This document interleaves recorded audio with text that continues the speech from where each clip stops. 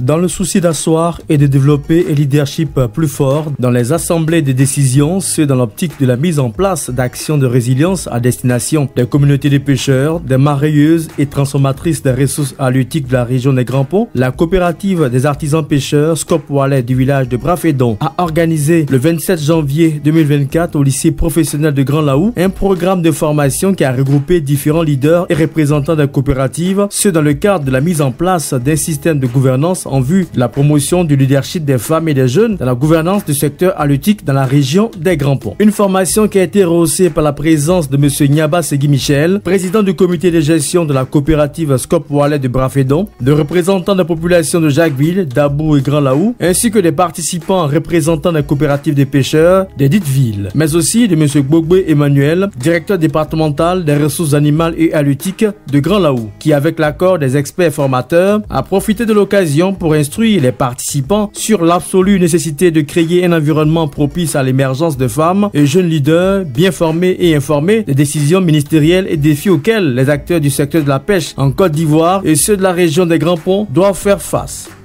Mais cette année, la particularité, c'est que le repos biologique s'étend à tous les plans d'eau. C'est-à-dire, l'année passée, c'était en mer, cette année, ça sera en lagune, sur les fleuves, sur les rivières et pendant le mois de juillet. Pendant le mois de juillet, la pêche doit s'arrêter en Côte d'Ivoire.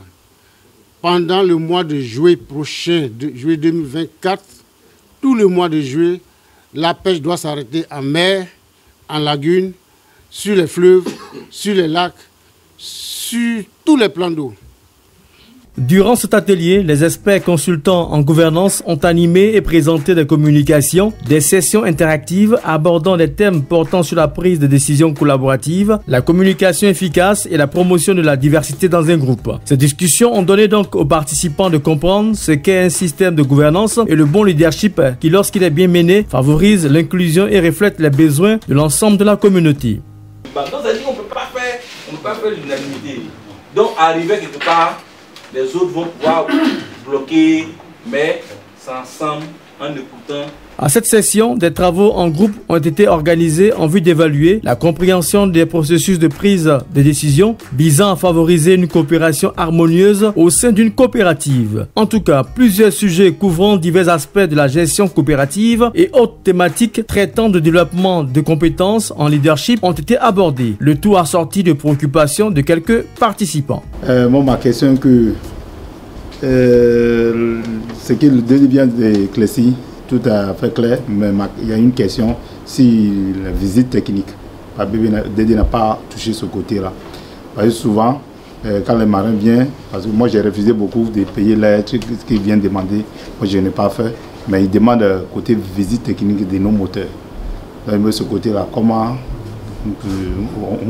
nous allons faire ça? Disons-le, une formation au cours de laquelle les intervenants ont également partagé leur expérience, mais aussi ont été encouragés à jouer un rôle clé dans la gouvernance à l'effet de briser les stéréotypes qui tendent à persister dans le secteur de la pêche. Au terme de la rencontre, nous avons recueilli diverses contributions de participantes en termes de témoignages et autres avis qui traduisent un engagement des uns et des autres à s'approprier les outils de leadership et de gouvernance, histoire d'impulser une nouvelle dynamique au sein de leur communauté respectives.